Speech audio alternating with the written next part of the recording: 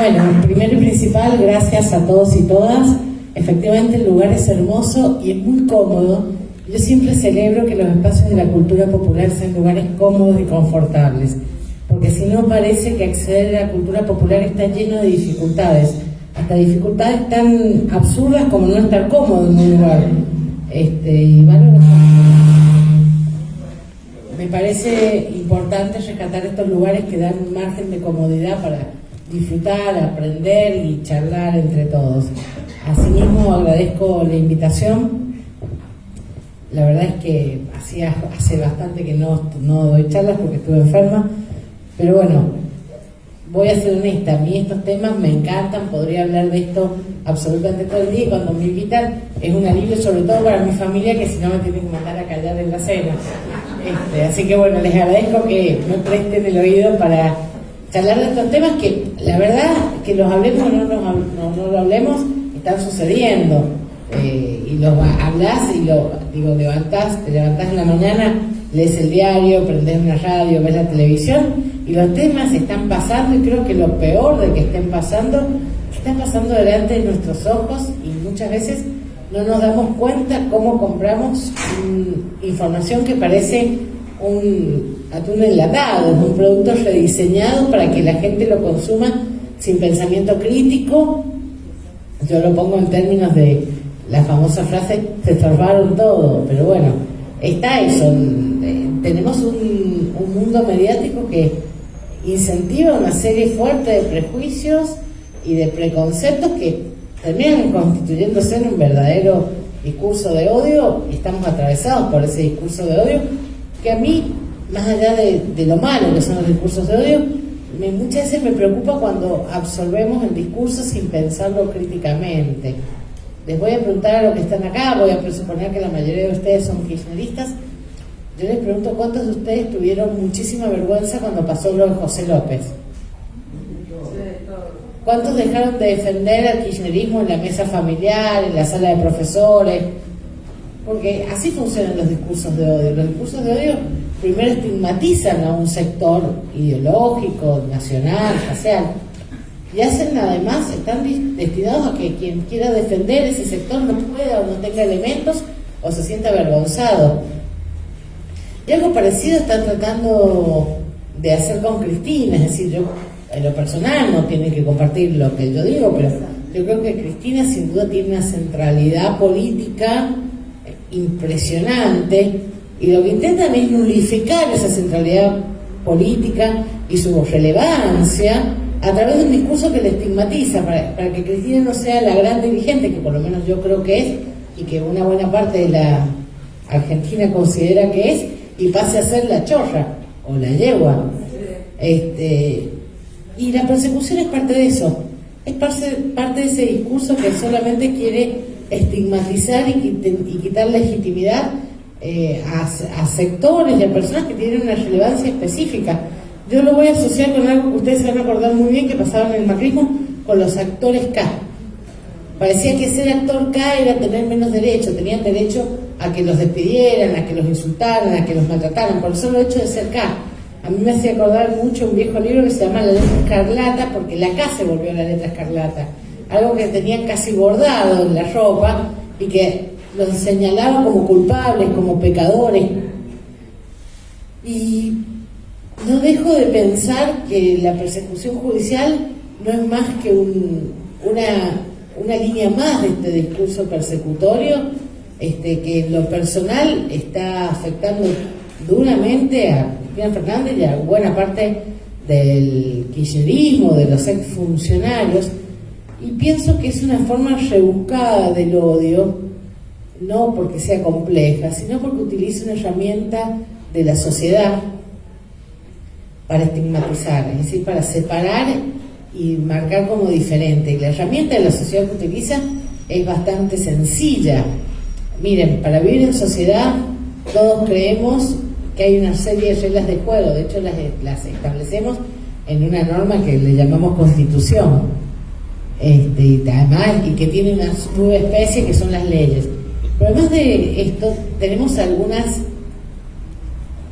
pautas para poder vivir en sociedad, para no matarnos entre nosotros. Una de esas pautas es que si yo tengo un conflicto con Raúl, por el vaso ese, va a venir un tercero que va a ser un árbitro imparcial, que va a evitar que Raúl y yo tengamos que agarrarnos a las trompadas para quedarse con el vaso. Ese árbitro imparcial, que todos confiamos que va a decidir conforme una serie de reglas de juego, es el Poder Judicial. La sociedad determinó que el árbitro imparcial es el Poder Judicial. Y el problema es que hoy tenemos un árbitro que se presenta como imparcial, pero que en realidad señala que tiene interés en el vaso, que se quiere tomar él el agua, es decir, es de todo menos imparcial. Y eso hace que la solución no conflictiva de los disensos, de las diferencias, sea imposible, porque el árbitro tiene intereses en juego. Y yo voy a ser honesta, en toda sociedad siempre va a haber conflictos de intereses.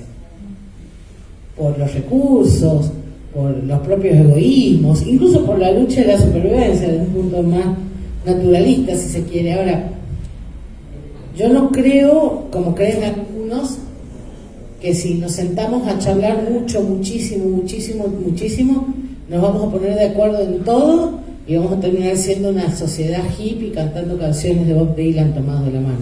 Eso no va a pasar.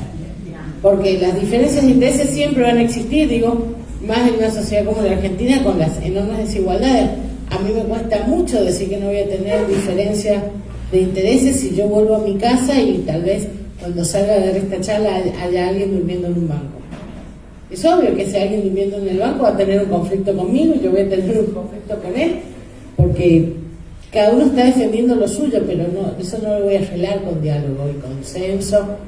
Lo voy a arreglar, en todo caso, proporcionándole a quien está durmiendo en el banco una vivienda digna que pueda dormir. Pero no es con diálogo que se arregla, es con acciones concretas. Entonces, yo tiendo a descreer de estas supuestas soluciones que se basan en muchísimo diálogo, muchísimo consenso, porque creo que están persiguiendo un oxímoron. Yo me muero de ganas que me invites a leer Brad Pitt, pero creo que tengo cero chance. Lo mismo pasa con el señor que duerme en la calle.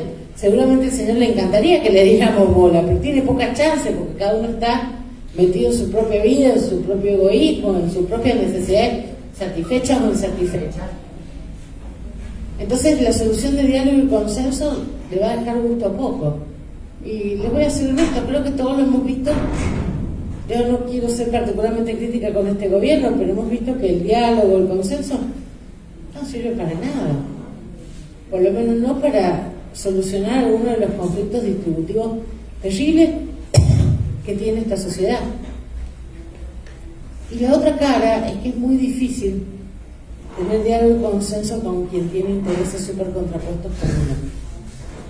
Yo a veces suelo decir que siento que el actual gobierno tiene un modelo de política vieja. Saben, hace muchos años es cierto que los políticos también tenían determinados intereses, pero tenían alguna cuestión llamada ideología que les permitía sentarse, llegar a algún nivel de acuerdo. Yo siento que los políticos de la actualidad lo que tienen son intereses.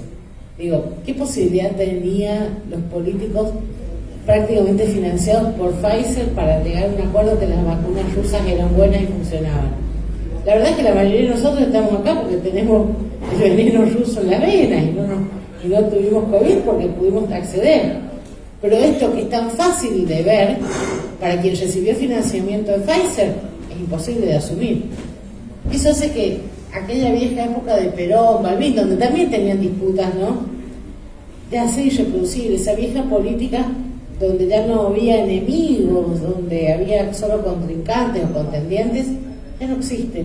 Y ese siento que parte de la actual dirigencia no se da cuenta que del otro lado lo que están disputando son intereses que ni siquiera son de quienes hablan, son de los jefes de quienes hablan.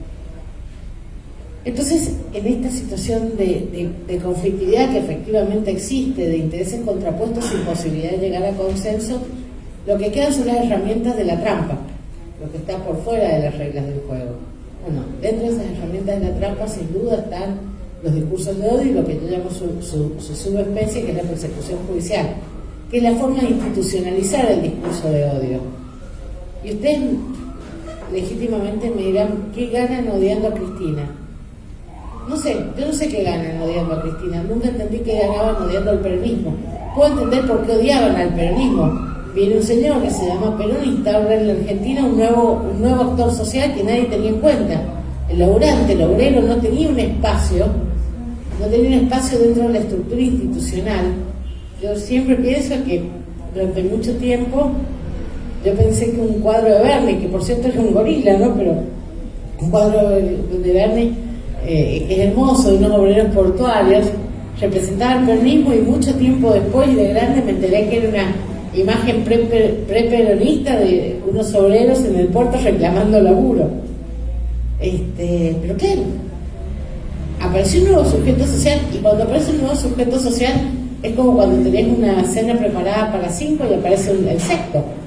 Aparece un nuevo sujeto social y se tiene que repartir entre más personas. Y eso no le perdonaron al peronismo. No le perdonaron al peronismo esa necesidad de repartir entre más lo que estaba bien repartido entre unos pocos. Y no solo no se lo perdonaron, lo odiaron. Pero además, y esto es lo más tremendo, creo yo, que esa repartija que impulsó el peronismo implicó el fin de muchos privilegios. Porque para que alguien pueda comerse las 2 patas de un pollo significa que los otros no comen patas, porque el pollo solo tiene 2 patas. Bueno, en la Argentina era un país donde había gente que tenía derecho a comerse las 2 patas, aún en perjuicio de quienes no llegaban a acceder a una pata de pollo.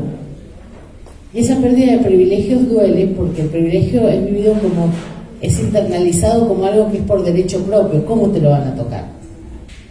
Y esa pérdida, como decía Scalabrini, ¿no? Ganar derechos genera alegría, perder privilegios genera mucho rencor. Y ese es el rencor que genera el antiperonismo, que siente el antiperonismo, que le tocaron sus privilegios, incluso sus privilegios inmateriales, porque a veces no es que tenían derecho a comerse las 2 patas. Hay gente que era antiperonista porque sentía que por un sistema de clases tenía derecho a sentarse en la mesa de los que se comían las 2 patas, aunque a ellos no les tocara pata de pollo. Y eso también, ese sentimiento de yo pertenezco y ellos no, también fue afectado por el peronismo, que dijo, mira, pertenecen todos.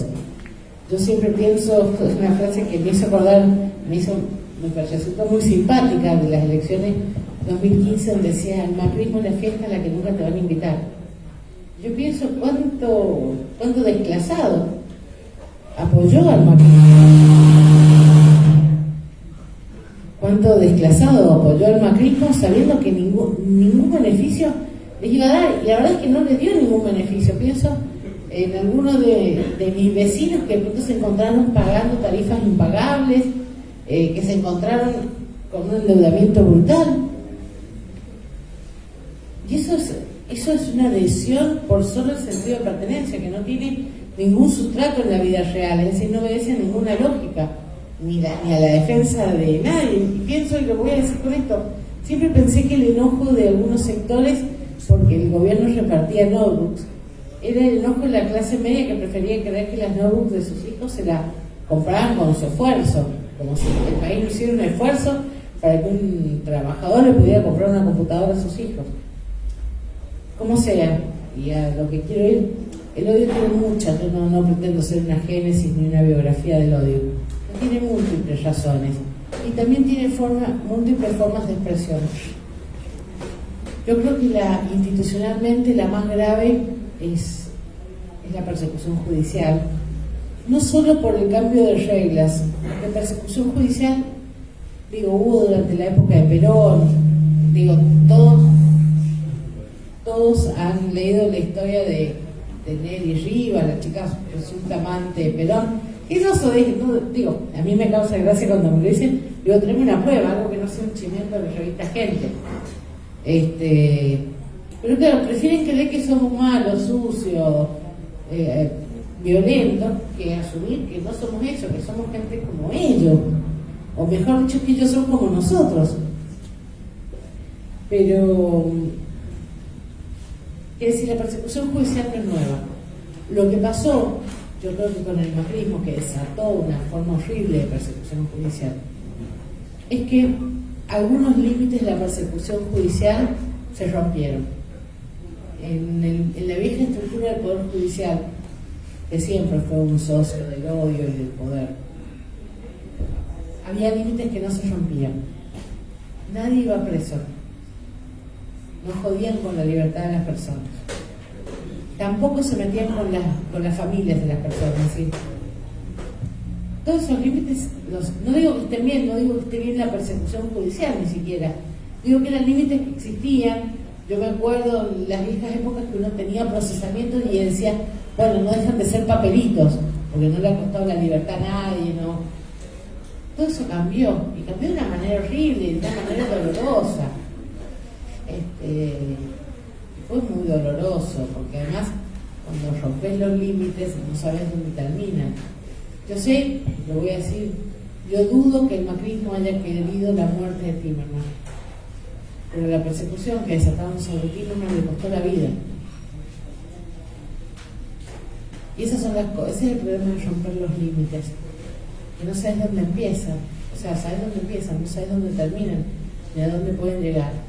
Yo no tengo duda que Luciani es consciente que está haciendo un circo. De hecho, Horacio Berbisky contó cómo en el 2019 Luciani andaba buscando jueces para decirles que él no tenía pruebas contra Cristina, pero que tenía que acusarla igual. Y sobre esto quiero volver. Pero dudo que fuera consciente de la escalada de odio que su alegato iba a generar y que, perdónenme, terminó con un pobre tipo, porque no dejen de parecerme pobres tipos los chicos que atentaron contra Cristina, tratando de dispararle un tiro en la cabeza. Digo, ese es el problema. Cuando uno rompe los límites, ¿sabes dónde empiezan? No dónde terminan. La persecución judicial tiene mucho de esa ruptura de límites. Y yo les dije que iba a volver sobre estos pobres pibes. A mí me impresionan mucho estos pibes, porque pienso en sus ganas de pertenecer, pienso en la pibita diciendo que si la mata va a ser San Martín. Pienso mucho en la historia de esa piba violada, abandonada por la familia, habiendo perdido un hijo, y digo, cómo el odio se aprovecha de los más débiles, de los que no tienen ninguna esperanza ni ninguna posibilidad de superación, ¿no? Para convertirlos en meros instrumentos, y cómo no deja de ser los no invitados a una fiesta que sucede, porque dudo que Caputo, que parece que es quien lo financió, los hubiese invitado a su fiesta, pero los hizo creer que formaban parte y los hizo funcionar en razón de sus intereses.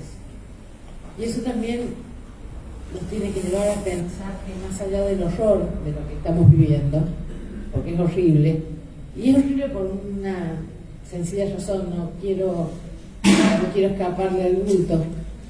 Tengamos claro que cuando hay un discurso de odio, repito, yo estoy hablando de la persecución judicial como una especie de discurso de odio, lo que pasa es que se quiebra el tejido social, porque el discurso de odio primero estigmatiza a un grupo, es decir, lo culpa. Voy a contar algo anecdótico, tal vez la forma más sencilla de entenderlo. Pensemos en el nazismo, pero ubiquémonos geográficamente y temporalmente. ¿Cómo surge el nazismo? Alemania es derrotada en la Primera Guerra Mundial. Como parte de la derrota, quienes ganaron la guerra le imponen la cesión de unas minas súper valiosas para la economía alemana. Claro, y Alemania lo acepta y entrega las minas. Y entonces la economía alemana empezó a deteriorarse. Y algo que ya existía en la Alemania, porque existe en Europa, que es el sentimiento antisemita, empieza a cultivar la idea que la decadencia de la economía alemana es culpa de los judíos. Ojo, quiero decir, Europa es antisemita históricamente. Pero ¿qué es lo que hace el nazismo? Toma este prejuicio que ya existía en Europa, que es el antisemitismo, y lo empieza a culpar, dice, el judío es el culpable de la decadencia de la economía alemana. Y cuando ya sos culpable, parece que tuvieras menos derecho. Entonces, como sos judío, ya no tenés derecho a un juicio justo, te pueden deportar, te pueden mandar a un campo de concentración, te pueden matar. Es tremendo. Eso hace el discurso de odio. Lo que hace es primero te estigmatiza, es decir, te señala, luego te culpa de algo, y luego en función de tu culpabilidad por pertenecer a ese colectivo, te priva de garantías. Ustedes dirán, ¿qué tendrá que ver esto con el lawfare? ¿Qué tan distinto es lo que le estoy contando a lo que le pasó a Amado Boudou? Amado Boudou primero lo estigmatizaron el choro, la máquina de hacer billetes, luego lo sometieron a un juicio absolutamente injusto. Les voy a decir yo porque fui su abogada. ¿Y saben lo que él estar escuchando a un señor que sabíamos que le habían pagado para que mintiera? Y nosotros lo decíamos y nadie lo publicaba porque era el chorro. Como si fuera el chorro le privara, digo, y voy a decir algo tremendo, hasta los delincuentes, no en el caso de Amado, tienen derecho a un juicio justo, tienen derecho a que los testigos no mientan. El discurso de odio legitima y así, y eso mismo pasa con la persecución judicial. El mecanismo del discurso de odio traducido a persecución judicial es calcado sobre calcado. Sigue tal cual los pasos. Primero te instalan la culpabilidad de alguien y luego, en razón de su culpabilidad, no declarada judicialmente sino mediáticamente, a ese alguien los privan de derechos básicos que todo el mundo tiene. Voy a dar un ejemplo claro. Si hay algo que a mí me pone muy orgullosa del gobierno argentino, es que nosotros a tipos que hicieron delitos atroces como los delitos de lesa humanidad les dimos un juicio justo. No tuvieron testigos pagos, tuvieron derecho a defensa. Esa es la diferencia entre el Estado de Derecho y un Estado de odio, y un Estado de persecución. Que lo que hizo el macrismo fue instalar el Estado de odio, naturalizó el odio, naturalizó el discurso de odio, naturalizó la persecución. Me parece que sobre esto no tenemos que dejarnos caer en falsas dicotomías, porque voy a decir algo que nos pasa a todos. El discurso de estigmatización, muchas veces no nos damos cuenta cuando lo escuchamos, y lo escuchamos acríticamente. Voy a dar un ejemplo descontextualizado. Nosotros cuando vemos televisión, o escuchamos radio, leemos el diario, no estamos con el detector de discursos odiosos. Lo leemos, parece natural, lo escuchamos en la radio, parece natural. Yo siempre cuento esta anécdota. Hace un par de años, no se rían de la cuestión chimentera, Jorge Rial se había peleado con su novia, que era la niña Loli. Y yo me acuerdo que mis amigas estaban muy interesadas en la situación, y yo, que no veo mucha tele y no tenía mucha idea de quién era quién, me colgué después de un fin de semana con las chicas y decidí prestarle bola para tener de qué hablar. Básicamente, porque si no soy la marciana que no ve programas de chimento, la verdad es que no me divierto. Pero bueno, me acuerdo, salgo de la corte un día y había leído que Jorge Rial iba a pedir disculpas a la niña Loli porque parece que la había engañado. Entonces me fui al café enfrente de la corte y le dije al señor del café, ¿no ponés América? Y me acuerdo que empezó el programa de Real. Y Real empezó diciendo, pido perdón, soy hombre, pensé con la cabeza chica y me equivoqué y te lastimé. Y la verdad es que después de 5 minutos escuchar a Real, sin reflexionar, yo estaba a punto de llamar al 0600 Loli para que la perdonara. Porque Real estaba diciendo absolutamente todo lo que una mujer que ha sido engañada quiere escuchar. En ese momento vino el mozo a traerme el café. Interrumpió mi seguimiento. Entonces, cuando me interrumpió y me puse a tomar el café, no llamé al 0600 Loli, llamé a mi psicóloga para decirle, hace 15 años que te pago para que me saques la estructura machista de la cabeza y acabo de estar dándole la razón a un machista, alguien que está haciendo una defensa totalmente prejuiciosa, y me doy cuenta que esos prejuicios que se supone vos me tenés que sacar siguen estando en mí. ¿Entienden cómo asumimos los discursos de odio casi sin pensarlo? Porque lo que a mí me salvó fue el café. Si no hubiese seguido llamando al 060-800 Loli. Es la verdad. Porque los discursos de odio se basan en nuestros prejuicios. Quien sabe articular los discursos de odio, sabe articular muy bien nuestros prejuicios. Y es muy difícil pelear contra nosotros mismos. Porque no tenemos pensamiento, tanto pensamiento crítico. Uno no está delante del espejo criticando lo que pienso. No es lo común. La persecución judicial también se basa sobre esos prejuicios. Les voy a dar un ejemplo claro. La persecución se basa en cosas que nos han inculcado sin darnos cuenta, como que la política chorea. Y a lo mejor sí hay gente que hace política que comete actos ilícitos, pero no es la política. Porque yo siempre lo digo, y yo lo sufrí mucho, y lo digo con honestidad, porque a mí también me avergonzó Julio López tirando bolsos. Pero después me puse a pensar, tratando de abstraerme. Dije, miren, cuando yo me fui de San Juan, me vine a Buenos Aires, había 3 vuelos por semana a San Juan. Yo me fui de la casa de mis padres sabiendo que si a alguno de ellos les pasaba algo, a lo mejor yo no iba a llegar a despedirme. Porque iba a tener que ir en colectivo y en un día de viaje, casi un día de viaje. Y la verdad es que Julio López no es Julio López. En el último año de gestión del kirchnerismo había 7 vuelos a San Juan, 1 por día. Y eso no dejó de cambiar, eso no cambió porque Julio López hubiese sido un funcionario corrupto. La verdad es que habían mejorado las conexiones de conectividad y de infraestructura al punto que si algo le pasaba a uno de mis padres, yo tenía cómo llegar en el día a despedirme de ellos. Y también a ustedes les parece importante, para alguien que se va a su casa no es algo menor saber que puede estar a 2 horas de su casa. Entonces dije, ok, me avergüenza que a Julio López a José López lo hayan encontrado con este dinero ilegal. Pero eso no quita que hubo una gestión enorme que le dio a la Argentina conectividad, que le dio escuelas, que le dio hospitales. Nada de eso desaparece y yo sigo estando orgullosa de esa gestión.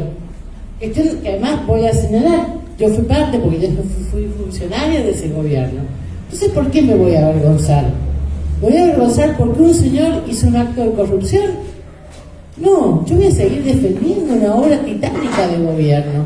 Y no voy a dejar que este concepto que la política chorea se haga extensiva. Que López haya sido un funcionario corrupto no hace corrupto a Cristina, no hace corrupto a Néstor, no hace corrupto a todos los demás. Pero para eso hay que hacer una reflexión, porque si no es mucho más fácil y mucho más cómodo, incluso más confortable, creer que todos chorean. La persecución judicial funciona así. Primero, estigmatiza a alguien, por ideología en este caso, por haber sido funcionario del kirchnerismo o de quien sea. Luego lo convierte en culpable. Y como es culpable de muchas cosas. Y como es culpable de muchas cosas, luego lo priva de garantías. Y lo más tremendo es por ejemplo, lo que pasó a Cristina, cuando se ha visto con toda claridad cómo no le dieron derecho de defensa, no pudo producir prueba. Digo, cosas tan básicas como dejarla hablar. O sea, ustedes vieron que Cristina pidió, luego de que incorporaran prueba al fin del juicio, hablar sobre esa prueba. El Código Penal, que es parte como el manual de instrucciones de nuestro proceso, dice que el imputado, es decir, el acusado, puede hablar desde el inicio del proceso hasta que comienza la deliberación para la sentencia. Eso es la regla general para todos. A Cristina no la dejaron hablar, tuvo que hacerlo por YouTube. Porque ella tenía algo para decir, porque como no tenían prueba, tuvieron que salir a buscar prueba en otras causas. Y un principio básico es que el acusado debe analizar la prueba, tiene que poder tener acceso a la prueba. No la dejaron hablar. Y ¿saben qué? A mucha gente que no necesariamente es mala, les pareció muy bien, decían, es un privilegio que ella quiera hablar.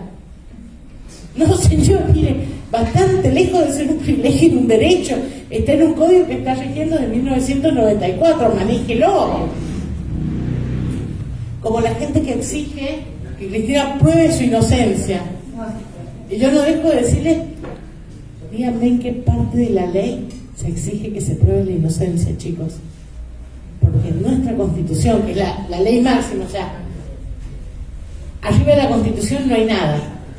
Para los que sean católicos, tal vez es tedioso, pero por arriba de la Constitución no hay nada. La Constitución dice que todas las personas somos inocentes y que solo somos culpables si hay una sentencia que así lo declara y si esta sentencia es dictada mediante un debido proceso. ¿Me explico lo que quiero decir? pero la gente ya se convenció que es culpable. Exige que alguien pruebe algo que la ley no exige que se pruebe, que es su inocencia. De hecho, todos somos inocentes, hasta que una sentencia diga lo contrario. ¿Cómo no cree que prueben la inocencia? ¿Cómo pruebas que no hiciste algo? Por eso nuestro código y nuestras leyes tienen la presunción de inocencia. Ante falta de prueba o ante la duda, la persona es inocente. Porque es casi imposible probar la inocencia de alguien. Es una prueba endemoniada, casi imposible. ¿Cómo prueban ustedes que no mataron a su vecino al séptimo? Por eso la inocencia se presume. Bueno, estas garantías tan básicas como es el derecho a defenderse, a analizar la prueba, a que te presupongan inocente, todas estas garantías básicas que las tenemos por ciudadanos, es más, voy a decir algo, la tienen hasta los culpables, por mucho que les horroricen. Estas cuestiones tan básicas son las cosas que desnaturalizamos cuando llegan los discursos de odio. Entonces dejamos de creer en la presunción de inocencia, en el derecho a defenderse, en la garantía de un juez imparcial, o que al menos no juega al fútbol con tu contrincante.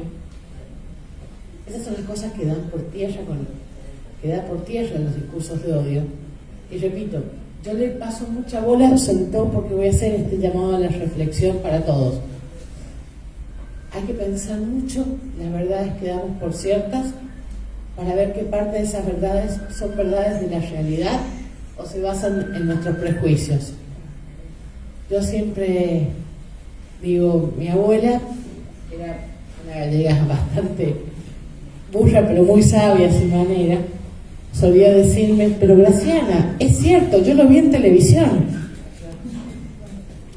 Bueno, tal vez lo que veas en televisión no haga más que confirmar, reproducir y trasladar algo que vos ya pensabas de antes. Tal vez las cosas que les damos razones porque de alguna manera hemos incorporado esos conceptos como ciertos y sin ponerlos a discutir. Y lo que voy a decir para concluir es que todo hombre tiene derecho a arrepentirse. Lo que no tiene derecho es a usar un argumento machista. Toda persona puede ser culpable, ¿eh? No digo que no. La ley dice que es inocente. Y si alguien es inocente, por muy mal que nos caiga, tenemos que darle esas garantías. Porque si no, parece ese verso que todo el mundo le atribuye a Bertolt Brecht, pero no es de él. Que dice, primero vinieron por los judíos, como yo no era judío no me preocupé. Después vinieron por los comunistas, como yo no soy comunista tampoco me preocupé. Ahora están golpeando mi puerta y nadie viene a ayudarme. Los discursos de odio son eso. Van rompiendo el tejido social porque yo ya no quiero ser parte de la misma sociedad que esa persona que siento culpable o que estigmatizo. Y cuando golpean mi puerta, nadie va a venir a ayudarme. Es eso.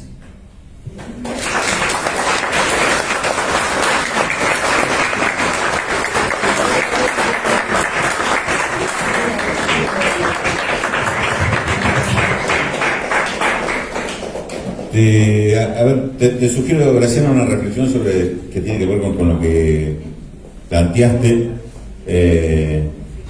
Si te parece, digamos, hacemos un cierre cortito a este primer bloque. Después compartimos un poco la música de Julio Covielo. Ese bandoneón no está para que lo toque yo, así que quédense tranquilo. Yo menos.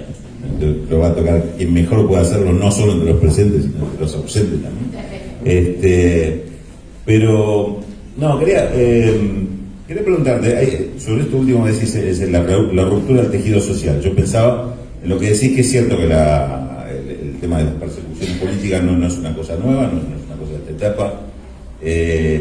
La historia del peronismo está absolutamente vinculada a la persecución política, desde sus orígenes hasta las etapas del exilio, la persecución y la resistencia.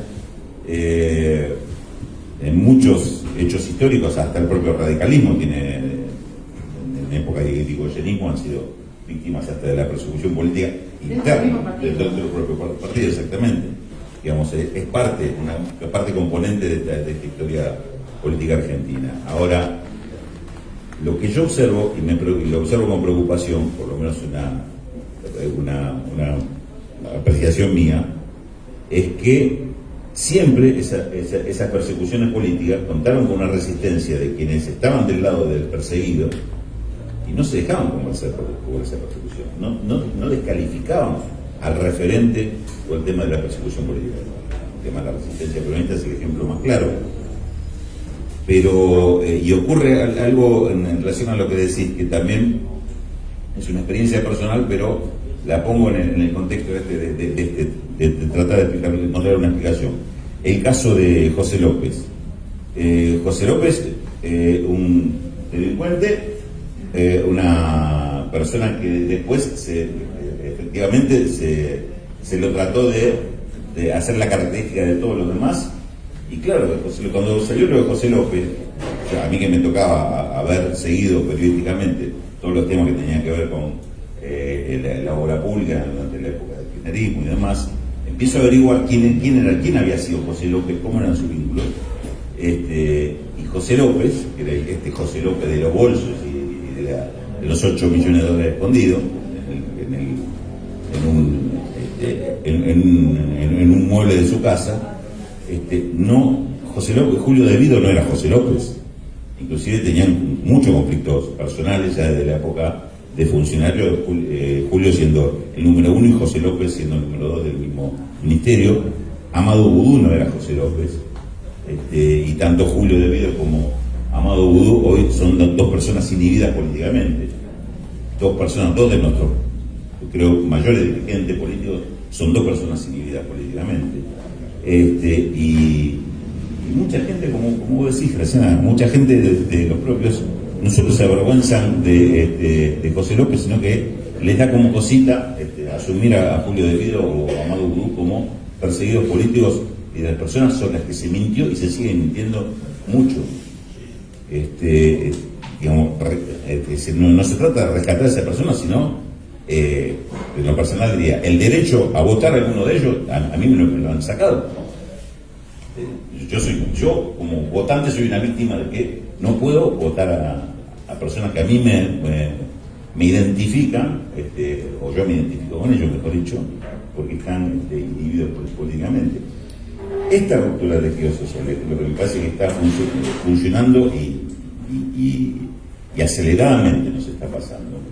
Y la pregunta que te hago, o la reflexión que quiero compartir con vos, es: ¿no acertamos desde lo político, lo que tenemos, en mi caso, la posibilidad de comunicación, en el caso tuyo, de ser una referente en todos estos temas que tienen que ver con la justicia, la cercanía que tenemos, más vos que yo, pero que tenemos los dos, Carlitos también, con los dirigentes políticos de nuestro espacio, para no acercamos a explicar esto, a dar un discurso por lo menos a contener a los propios en discernir lo que es una campaña política de persecución de lo que puede ser cierto. Está bien, es cierto que siempre a los nuestros le exigimos más que lo que le exigimos a los otros.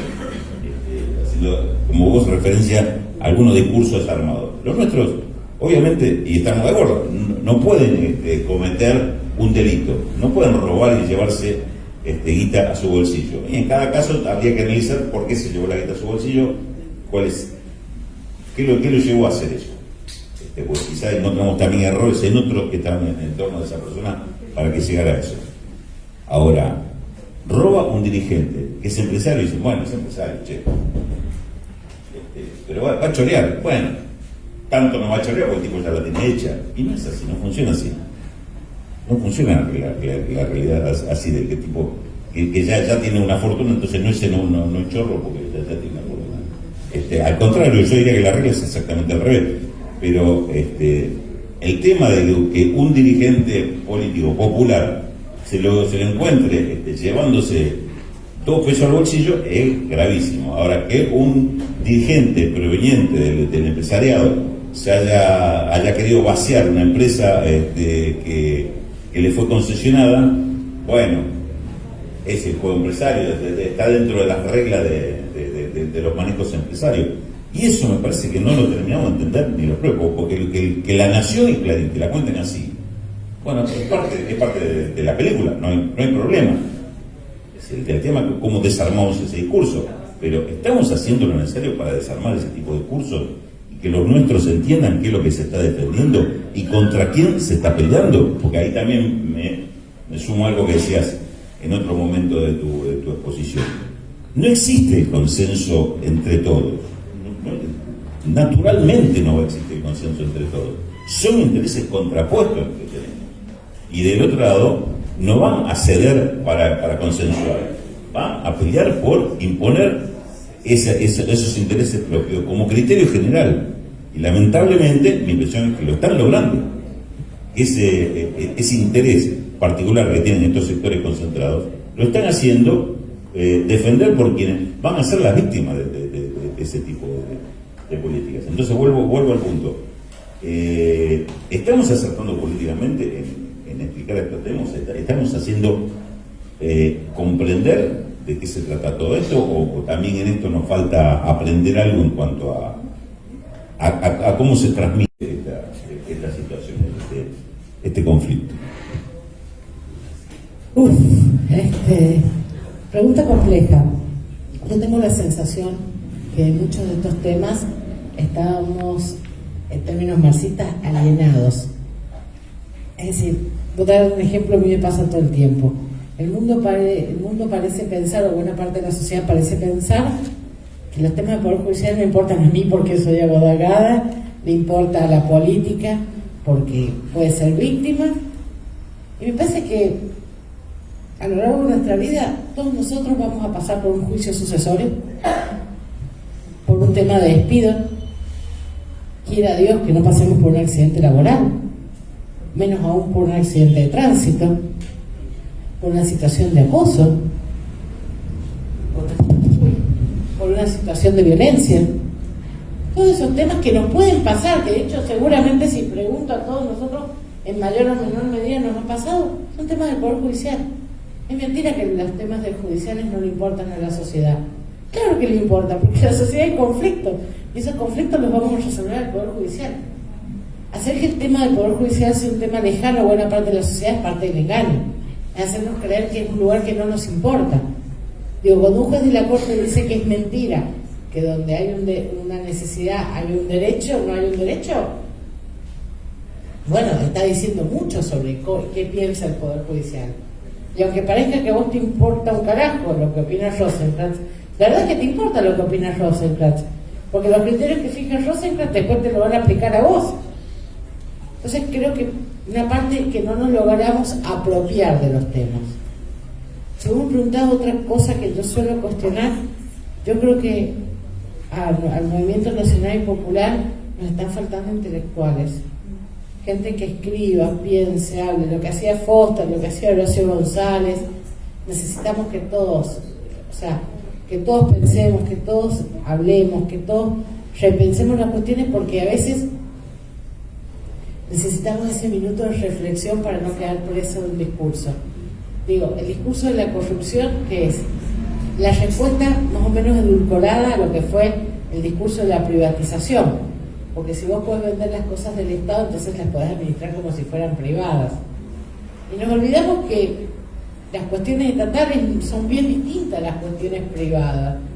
Entonces le piden eficiencia a una empresa del Estado. Y la verdad es que la función de la empresa del Estado no es obtener rentabilidad. Si sos dueño de una empresa X, está bien que busques rentabilidad, pero si sos del Estado, a lo mejor tenés que perder un poco de dinero para garantizar que alguien tenga el servicio, alguien que de otra manera no podría acceder a ese servicio. Digo, yo entiendo perfectamente que Edesur quiera ganar dinero. Ahora, si sos de Edesur del Estado, tal vez prefieras no ganar ese dinero, pero sí que más gente tenga luz, para poder tener computadora, para poder tener... Son distintas las lógicas, pero como no nos paramos un segundo a pensar, le terminamos exigiendo a empresas del Estado que se olviden que son estatales. A mí me divierte mucho cuando dicen, qué sé yo, esto pasó con los teléfonos. Toda la red de teléfonos la montó el Estado y después la vendió, la privatizó, ¿no? Y yo no sé si es valioso que Telecom tenga ganancias o es más valioso conectar el último pueblo perdido de San Juan. No lo sé. tiendo a pensar que como Estado es importante que todos tengan conectividad y, por ejemplo, que todos tengan internet. Y el más perdido pueblo de San Juan, si le llega el internet, lo que les va a pasar es lo mismo que empezó a mí. Miren, yo conocí internet a los 20 años en Córdoba, cuando empecé a estudiar. Yo me acuerdo, me metí, mi facultad tenía una sala de computadora y fui a ver de qué se trataba esto. No lo podía creer. Les juro que yo tuve frente a internet la sensación que había tenido el hombre prehistórico cuando descubrió el fuego. Quedé maravillada. Pero pienso a ver, yo era una chica de 20 años de clase media de San Juan.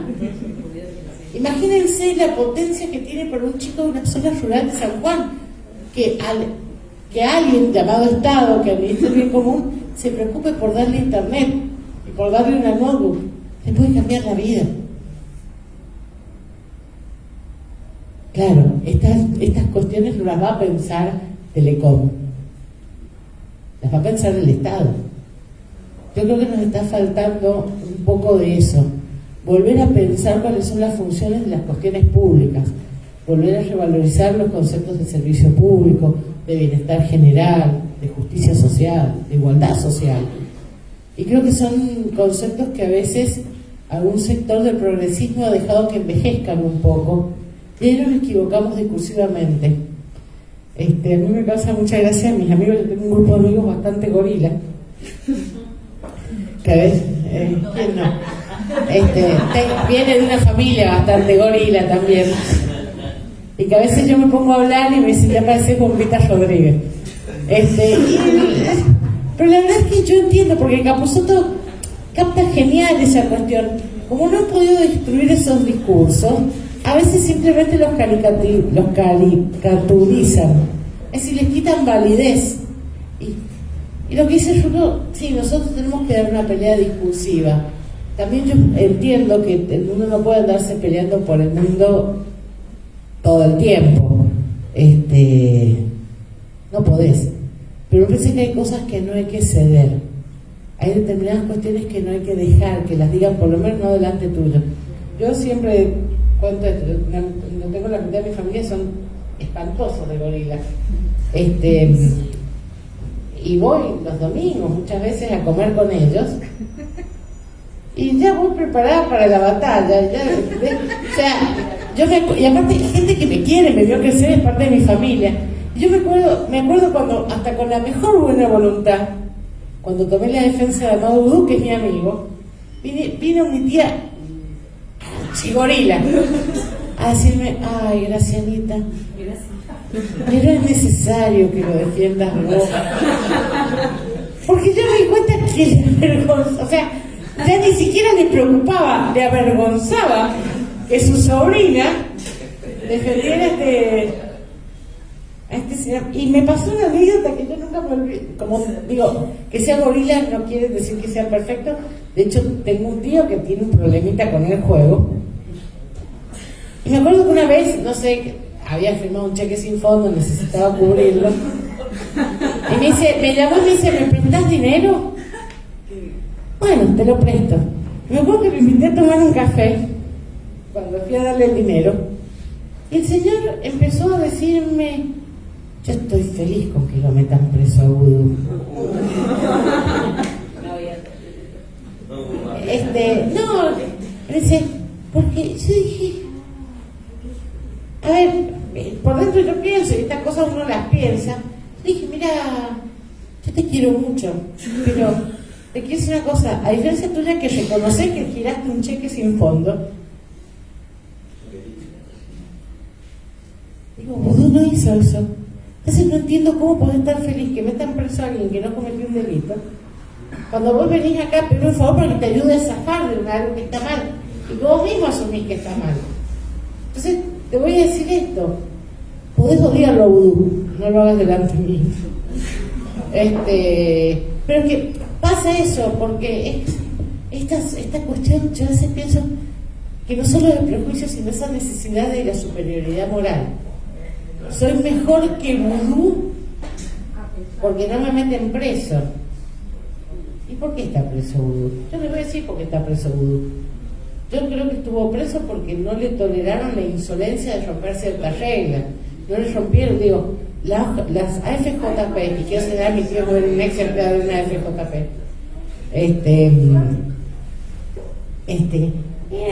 Era un negocio para unos pocos. Y no se lo perdonaron. Pero además lo metieron preso para que a nadie más se le ocurra tocar ese privilegio, ese negocio de unos pocos. Porque esa es la otra parte que yo no hablé del dentro de la persecución, que es el disciplinamiento.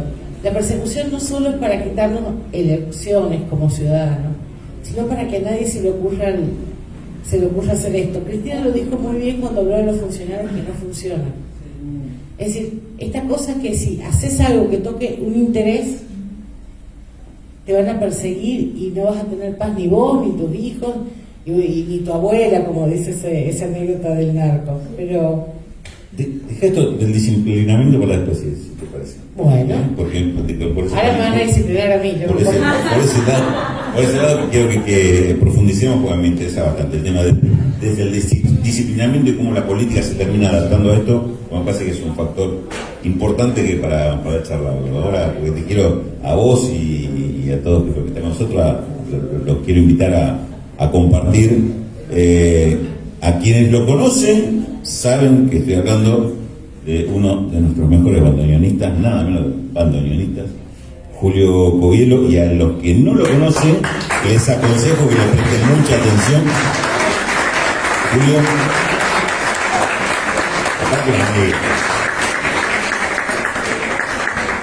lo escuchamos, nos haces un... Vamos a hacer así, nos haces un par de temas a ver, y después seguimos la parte final con Graciana y después volvemos a traer un Julio, vamos a disfrutarlo otra vez. ¿Querés de ahí? ¿Querés más acá? ¿Necesita micrófono? Estaría en ronda.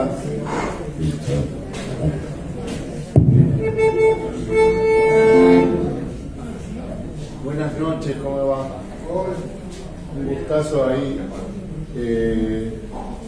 compartir un poco de este sonido del bandoneón en este espacio de reflexión, ¿no?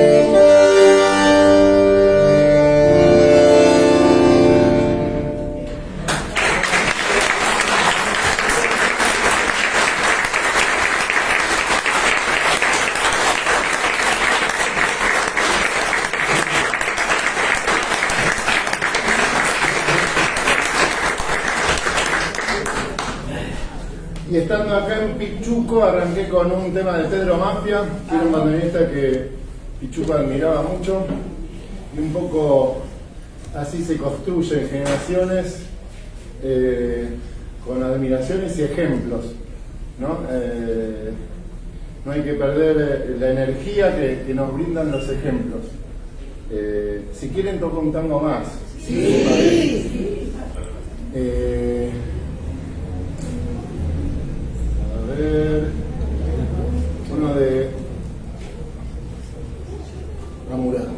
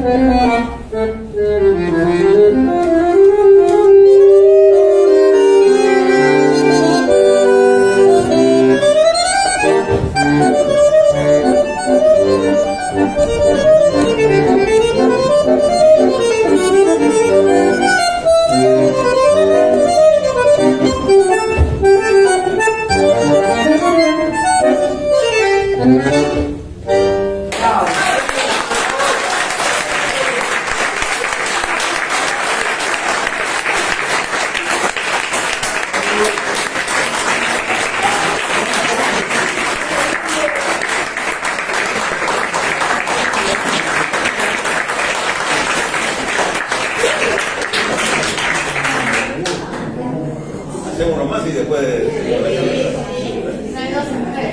Una milonga para bailar.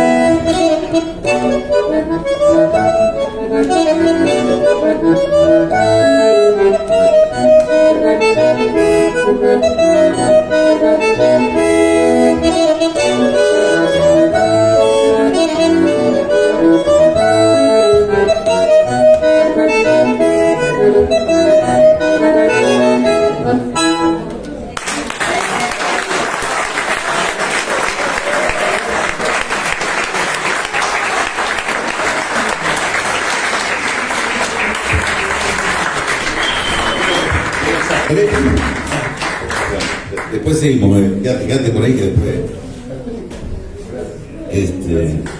Julio Gobierno. Saúl, podríamos pedirle que nos explique cómo sabe cuál de esos botonitos tocar. O aparte, ¿Cómo sabe cuál? sí, aparte de lo que me explicaron que ni siquiera están en orden las notas acá. Es que ese hijo de puta va a hacer un instrumento encima. La pensé Úrsula, Y la por ahí verdad. uno hace una cosa y por otra hace otra. Bueno, no sé. Después le vamos a hacer una charla porque nos Sobre explique el cómo se hace para tocar el bandoneón. Bueno, Julio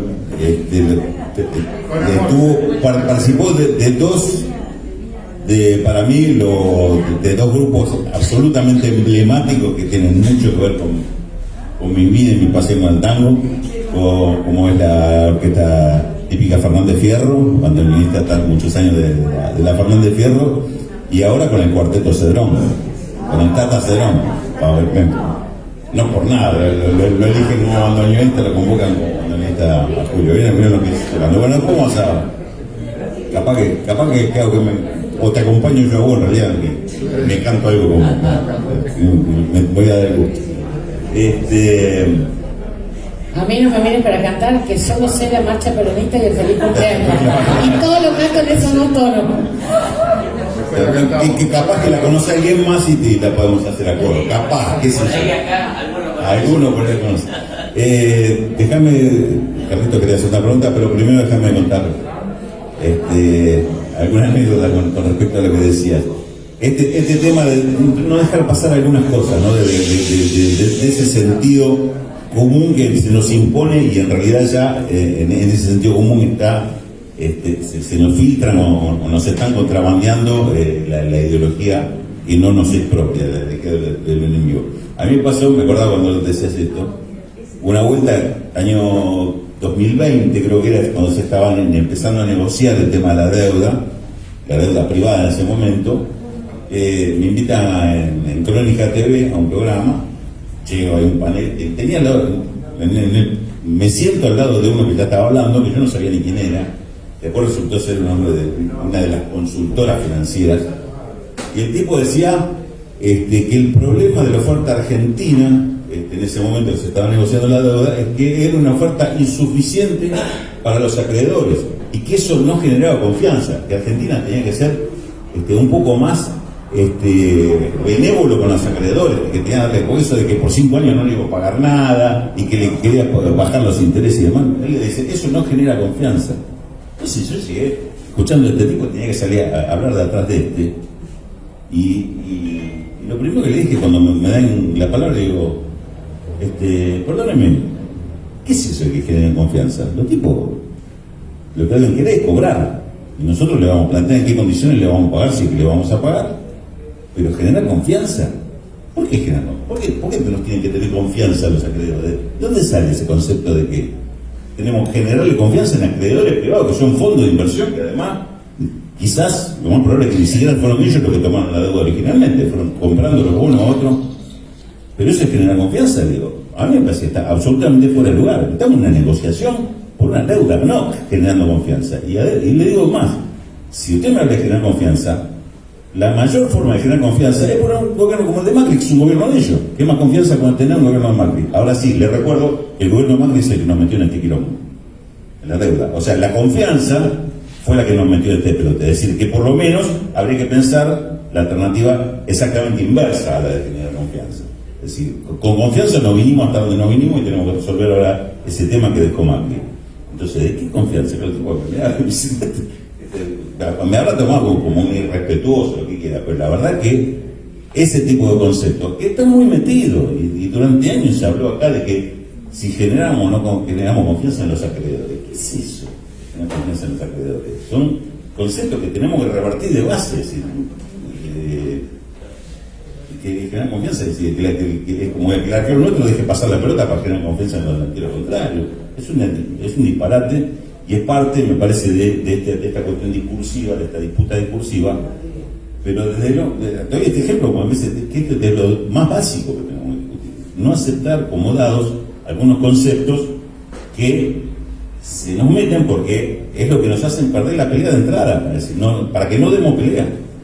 Me parece que esto es importante poner en el contexto, simplemente lo traigo como ejemplo para ponernos en contexto lo que está planteando Graciana. Que algunas falencias que tenemos tienen que ver con eso, con no ponerse firme en algunas cosas y decir, no, esto no se puede dejar pasar. No se puede dejar pasar. Lo mismo que lo que decías al principio vivimos muchas injusticias, las condiciones no son las mejores en muchos sentidos, hay conflictos porque, como decía vos, salís a la calle y encontrás a una persona durmiendo en la calle, eso es un conflicto.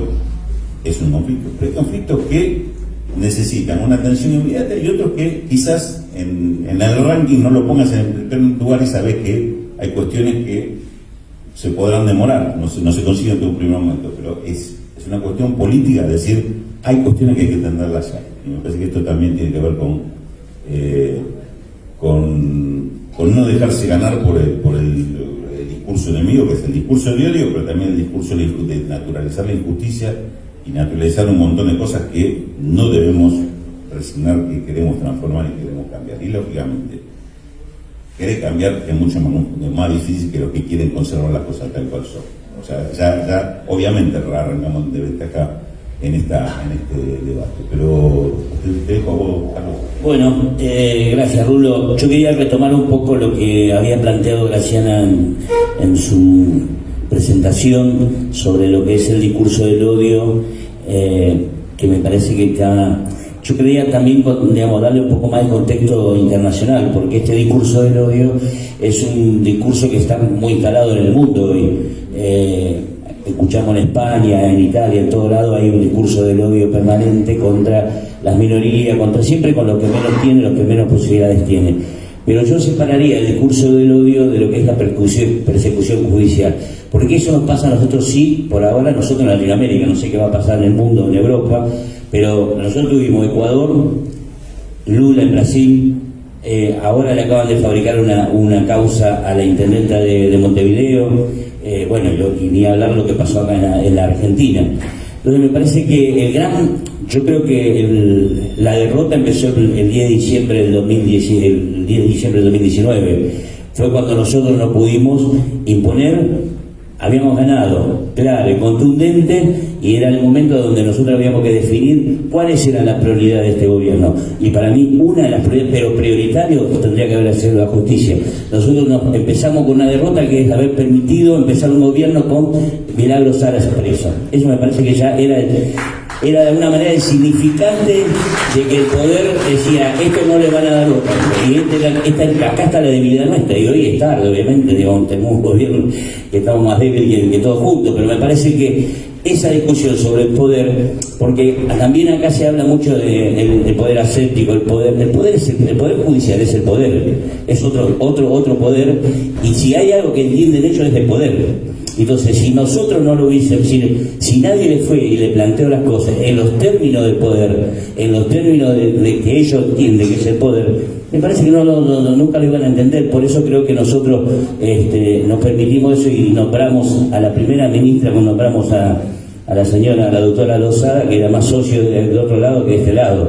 Entonces eso también habla de los errores, enormes errores de nuestro gobierno, y hoy lo estamos sufriendo, porque en definitiva la persecución judicial hoy no es, y con lo quiero plantear claramente, y no lo va a hacer contra Alberto Fernández, es contra todo el kirchnerismo y sobre todo, insisto, con el tema de Cristina Fernández de Kirchner. Entonces, recién en la mañana hablamos con Graciana sobre causa Cuadernos.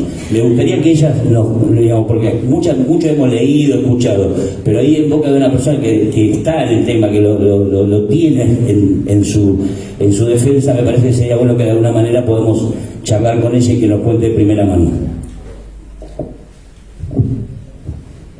Bueno, siempre preguntas facilitas. Mirá, yo primero voy a señalar algo. Yo creo que una parte del peronismo también compró sin pensar parte del discurso de odio y no vio persecución. Vio corruptos siendo perseguidos judicialmente, pero no vio una persecución injusta. Creo que mucho de lo que nos está pasando, de las demoras con la reforma judicial, tienen que ver con eso. Ahora están preocupados porque se dieron cuenta, pero bueno, lo que van a hacer es intentar sobrevivir y no tocar ningún interés que los pueda perseguir para disciplinarlos. Digo yo, más allá que ahora somos una coalición, yo no me acuerdo, no me puedo olvidar, digo, hay parte de la coalición que también decía que había que meter la presa a Cristina. Cuesta un poco, es difícil ver la guerra con soldados poco convencidos. Y eso nos pasó, yo creo que eso nos pasó en el 2019. Quienes vivimos la persecución no dejábamos de explicar y decir en qué oportunidad que teníamos, que existía y cómo funcionaba, pero se ve que para otros, yo siento que había un prejuicio. Yo tengo la sensación que un sector del peronismo estaba convencido que éramos ladrones, que éramos corruptos, que éramos malos, feos y sucios. Entonces es muy difícil avanzar en esas condiciones. También es cierto, para ser justo, que no teníamos el más cómodo de los escenarios legislativos. Yo no soy muy partidaria del posibilismo. Yo creo que hay que intentarlo, así como me doy cada porrazo, pero hay que intentarlo. Después vemos. Pero es cierto que no teníamos, y también una cosa que no podemos negar, a una parte importante del poder este estado de situación le viene bárbaro. Yo me pregunto en qué momento los balances de SOCMA van a tener el Poder Judicial como un activo, porque hace 21 años que logran parar una causa como la del Correo Argentino. O sea, que es parte casi de la sociedad, casi son socios. Entonces, yo siento que hay un sector del poder que está muy cómodo. Lo mismo pasa con el Poder Judicial. ¿Qué reformas judiciales van a apoyar? Sí, miren la locura que pasa en Comodoro Pi. Nos espían. Y después las causas, los espiados y los espías piden lo mismo, que la causa vaya a Comodoro Pi. O sea, en general, cuando uno pide algo, tu contraparte pide lo contrario. Acá hay una coincidencia absoluta. Espiados y espías piden lo mismo, porque en Comodoro Pi les garantiza una impunidad total. Si no, no se explica. Y esto pasa y pasa mucho, y me parece que también hay que tenerlo en cuenta, porque yo no me voy a olvidar, por ejemplo, la reforma judicial, que no era la que yo quería, no, pero era una reforma, al menos hubiese permitido, por ejemplo, que en Comodoro Pi hubiera más cámaras de casación. Pero si no, llegamos a este absurdo. Los jueces que están juzgando a Cristina fueron recusados por jugar al fútbol en la quinta de Macri. ¿Saben quién? Los rechazaron a la recusación. ¿Saben quién revisó eso? Hornos y Borinsky, dos jueces que iban escondidas a juntarse con Macri. Entonces, y lo peor de todo es que la acaban de rechazar y lo va a revisar una Corte Suprema de 4 miembros, donde 2 de ellos está probado judicialmente que hablaban frecuentemente con Pepín Rodríguez Simón. Lo que hizo el mecanismo fue colonizar todas las instancias del Poder Judicial, haciendo que ninguna instancia pueda revisar. Porque a mí me pasó cuando funcionaba un poco mejor, Bonadío te decía, lo llamo indagatorio y no lo dejo ver el expediente. Entonces yo ya tenía escrito casi un modelo escrito explicando que ver el expediente, la parte del derecho de defensa, iba a la Cámara de Apelaciones. La Cámara de Apelaciones le decía a Bonadío, señor Bonadío, usted no se olvide que tiene que respetar el derecho de defensa de quien está acusando. Así que permita que la doctora Peñafort, que la abogada defensora, acceda al expediente. Lo que pasó con el macrismo es que la Cámara de Apelaciones ya no le decía a Bonadío que me dejara ver el expediente. Ni la Cámara de Casación, ni la Corte Suprema. Todas las instancias del Poder Judicial quedaron cooptadas por un sistema espantoso, una mezcla de espías, carpetas, intereses políticos. Y yo lo lamento porque saben que no todo el Poder Judicial son brujas y brujos. Hay alguna buena gente, hay gente decente. El problema es que se altera tanto el valor justicia que al final no sabes qué es lo justo. Voy a dar un ejemplo absurdo, me pasó hace poco. La misma jueza que investiga lentamente el atentado a Cristina era la jueza que nos había sorteado en una denuncia que le hicieron a Roberto Navarro, según Feynman, por amenazarlo. Lo que Navarro dijo, lo dijo una semana antes del atentado a Cristina, es que había que parar con los discursos de odio, porque iba a venir un loquito y no sabía qué se iba a pasar. Una semana pasó hasta que vino un loquito y le disparó a Cristina. Pero Feynman dijo que lo había amenazado. Nos presentamos con mi socio, explicamos que era un discurso de odio, explicamos que era una opinión de Navarro, que no era una amenaza, que no estaban los elementos típicos de una amenaza. Y la misma jueza tuvo que decir, no, mira, acá no hay delito. Digo, pero es el mismo Poder Judicial.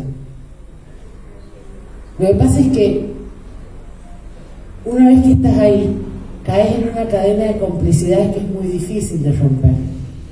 Yo siempre me pregunto, ¿la lentitud en la investigación de la causa de Cristina tiene que ver con la jueza o tiene que ver con el fiscal, que claramente es un macrista con intereses concretos?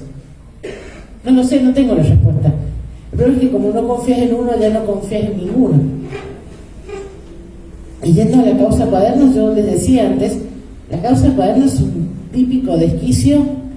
Partemos de la base del chofer con veleidades de poeta, porque la verdad es que yo entiendo que los choferes en la administración pública anotan los recorridos y todo lo demás para poder cobrar las horas extras, pero de ahí a pasar a calcular a ojo cantidad de dinero, ya me suena un poco extraño. Es como mi médico que me quiere calcular, yo me niego a pesarme, entonces me calculo a ojo. Yo digo, está bien, mírame con cariño. Y todo muy raro. Piensen esto, avanzó la causa en base a fotocopias, porque el señor que había escrito los cuadernos, presuntamente, los había quemado. Declaró haberlos quemado. Una semana antes de las elecciones, desquemaron los cuadernos. Se desquemaron y aparecieron. Ahora, los cuadernos quemados que no estaban quemados, ni siquiera nos han sometido a una pericia caligráfica. Ni siquiera sabemos si el que dice que lo escribió, lo escribió. Por demás, cuando se hizo una pericia escopométrica, que es un modo de periciar, se descubrió que había tachaduras y correcciones. Esta es la prueba con la cual metieron presa a medio empresariado argentino. Y chantajearon, extorsionaron. O sea, a mí me parece que es una causa paradigmática del lawfare, de la persecución judicial, porque esto me lo contó a mí Gerardo Ferreira.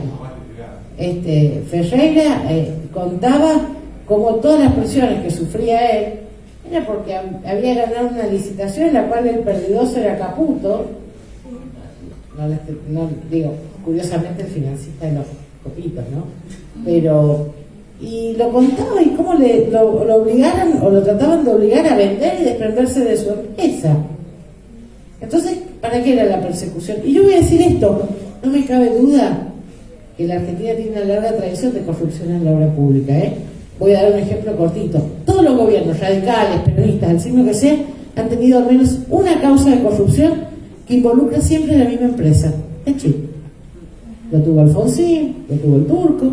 Todos los gobiernos han tenido una causa de corrupción que involucra a una empresa que curiosamente trabaja en obra pública. Entonces, digo, la tuvo Cuadernos, porque después hicieron un invento para sacarlo a Pablo Roca, pero yo creo que es una típica causa armada para perseguir con un objetivo, además de poder, de la estigmatización, una pelea económica que se trató de dar, ¿viste? Es como el tipo que no te puede ganar una pelea limpia y te hace una zancadilla. Fue parte de eso. Yo descreo mucho, y voy a decir algo, a mí me hubiese encantado una investigación seria sobre la corrupción en la obra pública, porque me parece que es muy nefasto para los gobiernos contar con estos, porque los gobiernos han cambiado, Techín siempre fue la misma. A mí me parecería súper bien que se investigara quiénes son las empresas que pagan coimas y esas cosas. Le haría mucho bien al país. Una investigación sobre la corrupción real, bien hecha, sin un interés político, estaría muy bien. Pero lo único que consiguieron con la causa Cuadernos es que nunca investiguemos la corrupción en la obra pública, porque lo convertimos en una estrategia de persecución. Eso me parece lamentable. Lamentable en términos históricos. Es como, ahora está de moda, yo la vi y es muy buena, es como pasó en otros países. La Argentina no es el único país que tuvo golpes de Estado, no es el único país que tuvo desaparecidos, crímenes de lesa humanidad. Donde sí es el único país, es el único país que lo juzgó. Y aunque ustedes no vean el juzgamiento serio de las juntas militares, la Argentina creó una cosa que es difícil de olvidar: la conciencia que los golpes de Estado están mal, que los delitos de lesa humanidad están mal. Y aún así hay una serie de, voy a decirlo respetuosamente, de gente no bien informada. Estoy diciendo pelotudos, pero que siguen sosteniendo que fue una guerra. Que sostengan lo que quieran, pero la verdad es que en la Argentina el poder judicial, relativamente recompuesto después de la dictadura, determinó que no hubo una guerra, determinó que eran culpables de delitos atroces.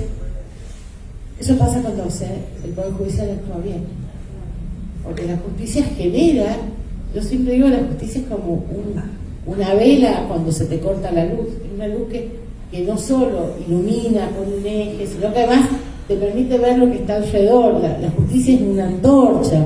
Entonces cuando vos bastardeas, es como que bastardeas esa antorcha que te permite ver, y lo que te permite ver es hacia adelante, hacia el futuro.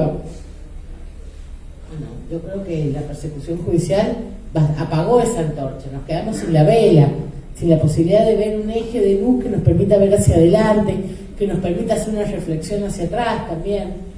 Y creo que, repito, contestando tu pregunta, la causa Cuadernos es el claro ejemplo de alguien que vino, mostró la antorcha y automáticamente la apagó.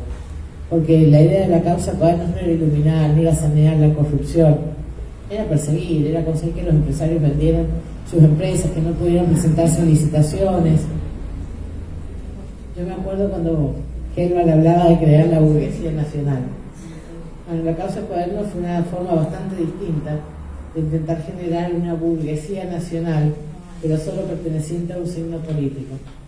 Porque lo que no le podían perdonar, por ejemplo, personas como Gerardo Ferreira, era que a pesar de ser empresarios prósperos, tenían una fuerte adhesión ideológica, hasta por historia, a un movimiento político. Y tal vez quieren eso, quieren empresarios sin ideología. Yo voy a ser honesta, a mí me gusta más la línea Gerber. Creo que es necesario que los empresarios también tengan ideología. Porque los empresarios sin ideología los vemos en el coloquio de ideas, diciendo que hay que ceder para ganar, y todos sabemos que quieren ceder con la nuestra. Siempre queremos todo. Por eso, entonces, pero voy a decir algo que me preocupa más. A mí algo que me gustó decir, es frente al poder lo que no hay que tener es miedo. Y había algo muy sensato que decían los Kirchner, algunos les decían que eran desafiantes, yo creo que lo era, pero me ponía orgullosa que era pararse muy claro frente al poder. A mí lo que me fastidia un poco de este momento histórico es que no veo tan clara la posición de pararse frente al poder con la solidez que requiere. Miren, el poder te va a apretar, el poder te va a hacer sentir horrible, pero si no puedes pararte fuerte frente al poder, entonces te preguntas ¿para qué carajo gobernás? Yo soy una convencida que tal vez es una defensa un poco terca de la insolencia, pero para poder hacer cambios hay que ser insolente. Nadie diría de Evita que era una señora respetuosa, pero tenía muy claro dónde venía y tenía muy claro aún dónde quería ir. Y lo que nunca tuvo fue miedo de pararse frente al poder. La escena típica echando la sangre de beneficencia, es parte de la historia. Pero ¿sabes qué? En ese momento esas señoras eran parte del poder, de la representación del poder. Y yo creo, para pensar el futuro, que lo que necesitamos son gobernantes con capacidad de insolencia. Ojo, que ser insolente no es hacer las pelotudeces que hacen personas tipo Milei. Ser insolente no es decir, somos un aislador, los vamos a coger a todos, no, eso es ser un pelotudo. Ser insolente es hacer lo que hizo Néstor cuando un 24 de marzo mandó a bajar los cuadros. Y yo voy a decir algo que a mí me pasó. Yo soy hija de perseguidos políticos. La verdad es que crecí en el interior del país, donde la cuestión de persecución no es tan lindo hablar. Y yo siempre sentí un poco, en mi familia había algún reparo para hablar de la historia, de lo que había pasado. Yo sabía que había pasado porque estaba ahí. Yo voy a decir algo que a mí me impresionó mucho. Cuando Néstor ordenó bajar los cuadros, lo que reivindicó fue mi historia. La vergüenza que yo podía haber sentido cuando me explicaban ¿y por qué se fueron de Mendoza a San Juan? ¿Y cómo le explicas a tu compañera primaria? Porque tu padre los persigue la policía, porque eran militantes peronistas. Y te da un poquitín de cosas. Y lo que a mí me enseñó es que si querés ser un buen gobernante, primero tenés que desarrollar primero tu valor y segundo tu capacidad de insolencia. Yo voy a decir algo dicho así. Ustedes piensen en el costo enorme que ha pagado Cristina, la persecución, el agobio, el acoso por el que ella metida, y solo por eso, porque nunca le tuvo respeto al poder. Y la verdad es que voy a decir esto, yo prefiero gobiernos con insolencia. Dirán que no tienen buenos modales, yo tampoco los tengo, pero hay que buscar gobiernos que se parezcan más a como una. Me parece que es lo básico. Y bueno, cerrando tu pregunta, sí, para mí la causa Cuadernos fue una causa que quiso fingir una insolencia ante el poder que no tenía. Lo que tenía era un objetivo dentro del poder, pero no por fuera.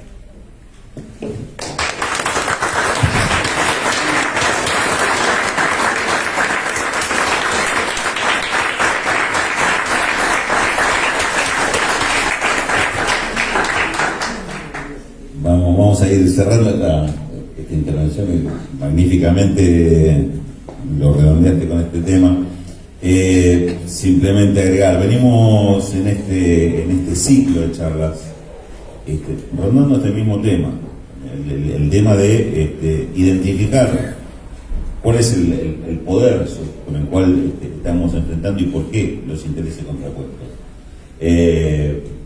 Nos habla Graciana de un poder económico tan fuerte que tiene cooptado a la justicia, de un poder económico que tiene una conducción política. Techín claramente es parte de esa conducción política del poder económico. Esa EA, Carlitos, y como 10 entidades más, donde inciden y donde ellos inciden, ponen y sacan nombres, porque esa EA es la UIA donde Funes Rioja lo puso Techín, es la Cámara de Exportadores donde el presidente está puesto por Techín, es la Cámara de Importadores donde el presidente está puesto por Techín, obviamente la Asociación de Empresarios Siderúrgicos, y así una serie de empresas en lugares claves donde por lo menos hay 10 cámaras en las cuales la conducción es de Techín. Y hoy tienen un peso muy importante también en Vaca Muerta, la principal empresa privada es Texpetrol, del grupo Techín.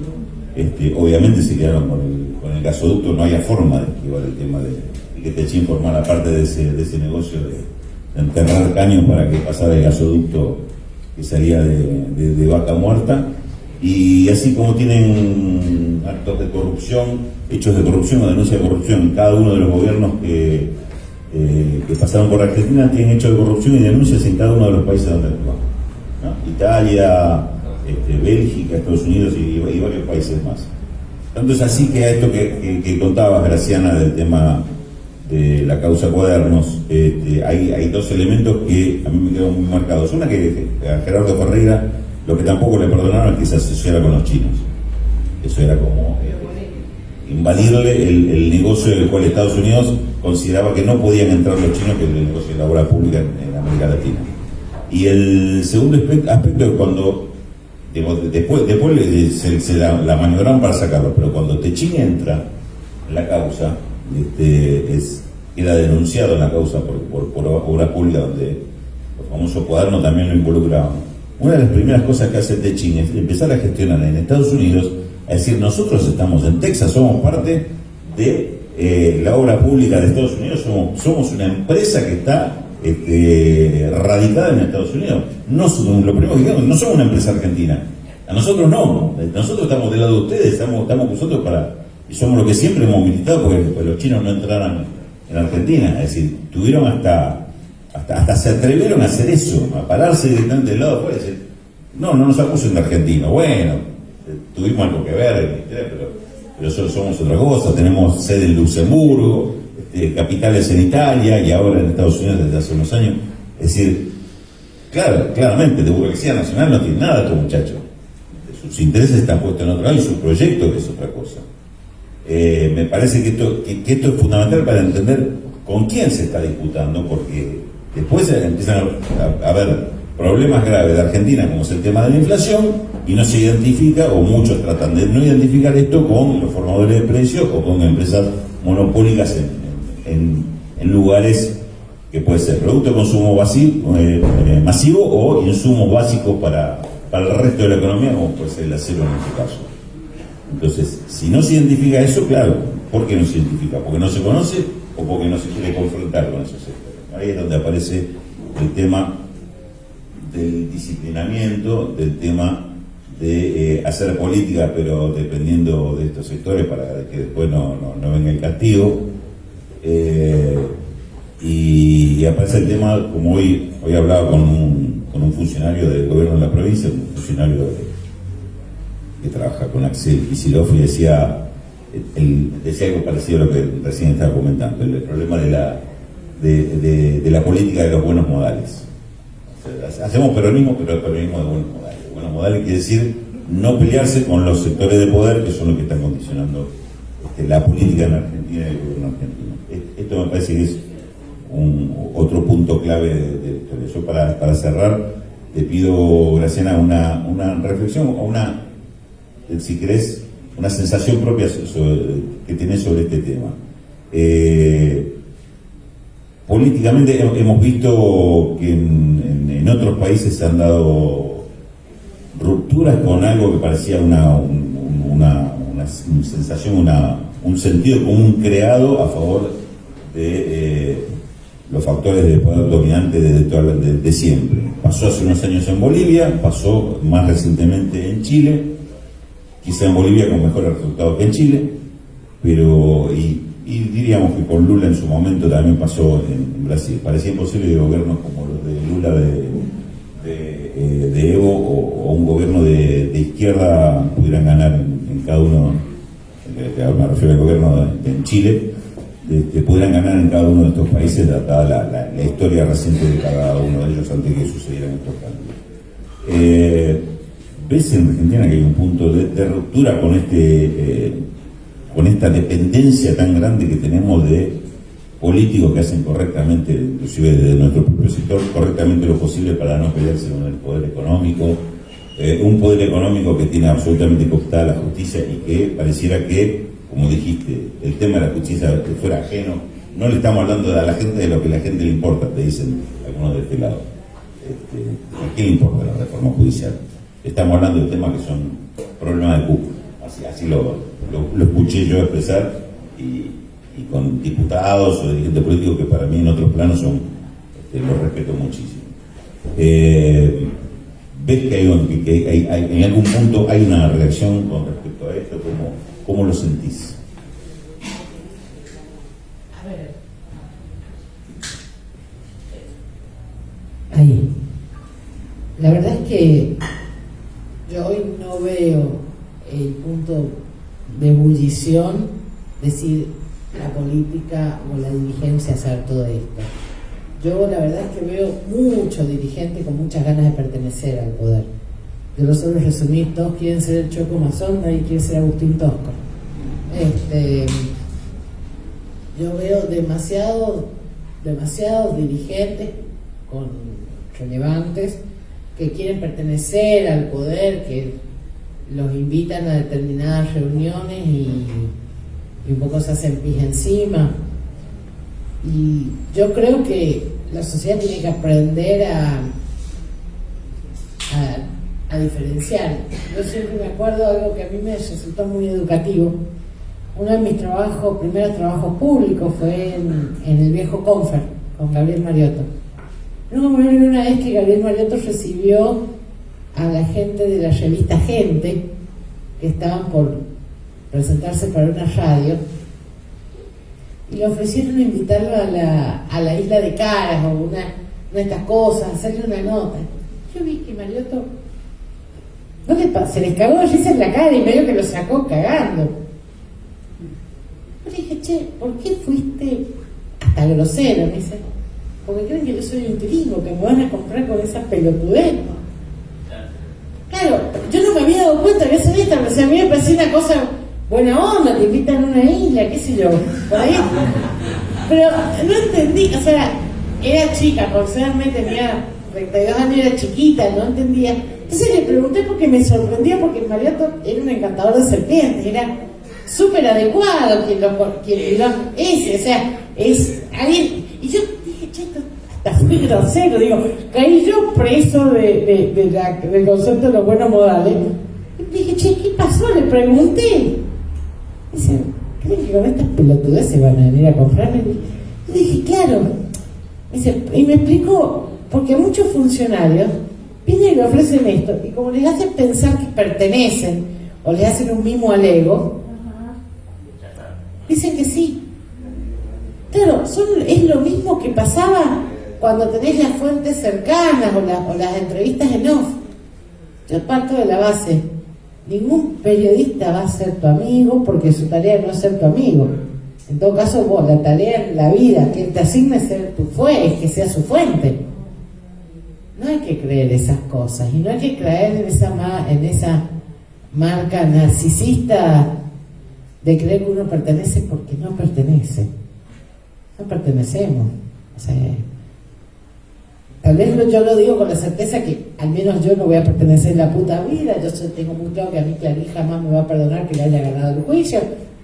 Digo, realmente no me interesa y asumo que es mi lugar, pero yo lo que veo es que a muchos compañeros, porque yo lo siento compañeros, les sigue importando pertenecer, o creer que son sus amigos, o creer que no los van a castigar, o que les van a perdonar ser peronistas. Yo hace mucho rato que ya no pido disculpas por ser peronista. Yo soy irremediable como el sobrepeso, ¿qué le voy a hacer? Pero no se cura adelgazando. Qué sé yo realmente veo, y también voy a decir esto, y creo que no estamos cerca de esta dirigencia capaz de ser insolente, porque a veces siento que parte de la militancia todavía no está convencido del valor de la insolencia. Digo, seguramente en cenas con compañeros y con amigos nos encontramos con gente que llega al discurso de la forma. Cristina gritaba, sí, y por ahí hay que gritar. Yo siento que en parte es porque los cambios políticos no empiezan desde arriba. Digo, Hegel decía que los grandes hombres no son grandes por sí mismos, sino porque encarnan el espíritu de su época. Yo pienso eso. Perón fue un grande, pero no fue grande porque era Perón, sino porque entendió el momento en el mundo que estaba viviendo, el constitucionalismo social esparciéndose por el mundo, y lo entendió y lo reinterpretó, y eso hizo que Perón fuera Perón.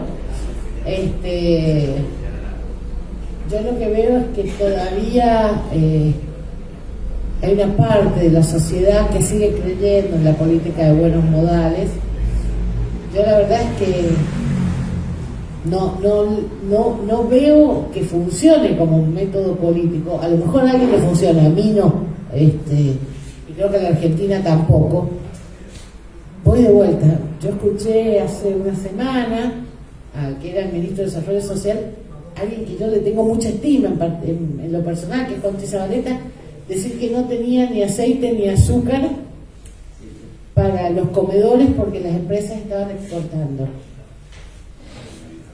Yo dije, bueno, qué bueno que te das cuenta cuál es la causa que no consiga. Sos el gobierno, poné un cupo a la exportación, ponele. No se lo puedo pedir a alguien que se está yendo, pero hay problemas que no son problemas porque son gobierno, tenéis las herramientas para hacerlo. Pero también es cierto, y esto no es menor, es que para tener las herramientas para hacerlo hay un sector que es importante, que es el Poder Judicial, que hoy te lo están unificando, porque ya el Poder Judicial nos hizo saber, no pongas retenciones porque te las vamos a declarar inconstitucionales. Entonces, también es un límite que le ponen al poder, y yo me pregunto, ¿vamos a seguir teniendo buenos modales? Porque, voy a decir algo que me hace acordar mucho, yo tenía un novio al que quería mucho, pero era una calamidad. Yo lo quería, pero era una calamidad. Y yo trataba de hacer todo lo posible para que me quisiera. En un momento me dijo, deberías adelgazar, me puse a dieta, deberías ser menos boca sucia, tratar de tener mejores modales. Y al final me terminó fijando. Y ahí aprendí algo que creo que la política no aprendió. ¿Qué podés hacer para que te quieran? Nada. ¿Te quieren o no te quieren? Yo creo que el peronismo no lo van a querer. Entonces, promulgo fuertemente ser francamente peronista, pararse con la insolencia peronista y dejar de quedar bien que todo el mundo no van a querer.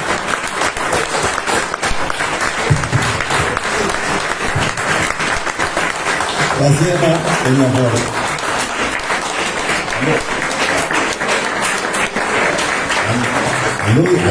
Anduvo ahí con algunos problemitas de salud, a pesar de eso está con nosotros.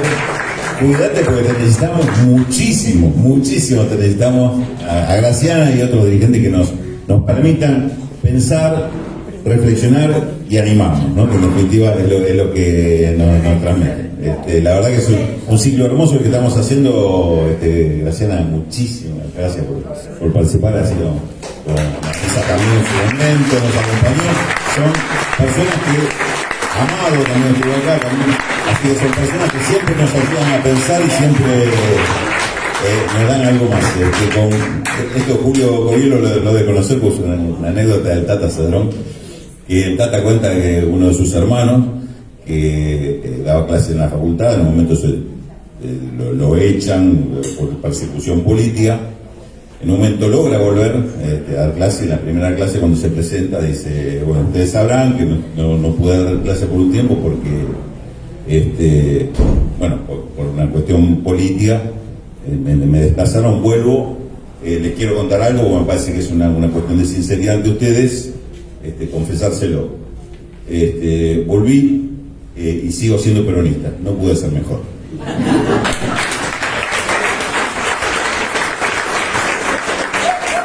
Bueno, gracias. Gracias.